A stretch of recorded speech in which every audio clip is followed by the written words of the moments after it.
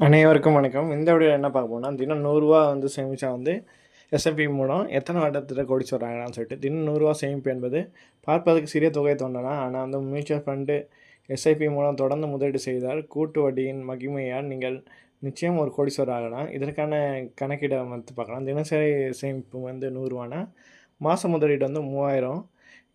நம்மளோட இலக்கு வந்து 1,00,00,000. மியூச்சுவல் ஃபண்ட்ல வந்து நீண்ட கால முதலீட்டுக்கு சராசரியா 12லேருந்து 15% வரை வருமானம் வந்து கிடைக்கும்.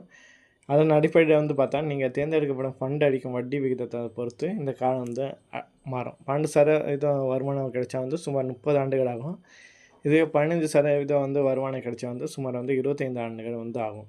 மாதம் 3000 முதலீடு செய்யும்போது கூட்டு வட்டி எப்படி உங்க பணத்த வளர்க்குதுன்னா, 10 ஆண்டுல வந்து 3,60,000 வந்து நீங்க முதலீடு செஞ்சிருப்பீங்க. அதோட மொத்த மதிப்பு வட்டியோட சேர்த்து 6,97,000 வந்திருக்கும். இதுவே வந்து 30 ஆண்டுல வந்து நீங்க ரூ. 10,00,000 10,80,000 முதலீடு செஞ்சிருப்பீங்க. வட்டி வந்து 94,00,000 வந்து கிடைச்சிருக்கும். மொத்தம் வந்து ரூ. 1,00,00,000 வந்து சேர்ந்திருக்கும். அதாவது மொத 10 ஆண்டுல வந்து உங்க லாபம் வந்து குறைவா தான் தெரியும். ஆனா அடுத்தடுத்த ஆண்டுல வட்டிக்கு மேல வட்டி சேரும்போது உங்க பணம் வந்து அசுர வேகத்தில வந்து வளரும். 30 ஆண்டுகள வந்து நீண்ட காலம் பார்க்கறனால, நீங்க நினைச்சா வந்து ஸ்டெப் அப் எஸ்ஐபி மூலம் வந்து இத வந்து பயன்படுத்தலாம். ஸ்டெப் அப் எஸ்ஐபின்னா ஒவ்வொரு ஆண்டு வந்து உங்க வருமானத்த அதிகரிக்கும்போது உங்க எஸ்ஐபி முதலீடும் வந்து 10% அதிகரிக்கணும். முதல் வருடம் வந்து ரூ. 3000 வந்து நீங்க மாசம் முதலீடு செஞ்சா, அடுத்த வருடம் வந்து 10% அதிகரிச்சு ரூ. 3,300 வந்து மாத்தணும். அதுக்கு அடுத்த வருடம் வந்து 3,630 வந்து அத தொடரணும்.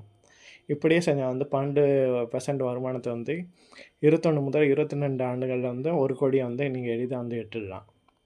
இன்னைக்கு உள்ள 1,00,00,000 மதிப்பு 30 ஆண்டுகள் கழிச்சு அதே அளவுல வந்து இருக்காது. எனவே உங்க முதலீட்ட காலப்போக்கில் அதிகரிப்பது வந்து மிகவும் அவசியம். சந்தை சரிவடையும்போதே அல்லது நஷ்டத்தை சந்திக்கும்போதே பயந்து முதலீட்ட நிறுத்தக்கூடாது. தொடர்ந்து முதலீடு செய்தா தான் வந்து கூட்டோடியோட முழு பலனும் வந்து கிடைக்கும்.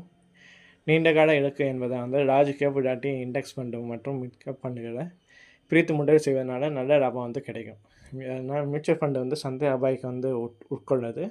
அதனால ஆவணத்த சரிபார்த்ததுக்கப்புறம் வந்து முதலீடு செய்வது வந்து நன்மை கிடைக்கும். நன்றி.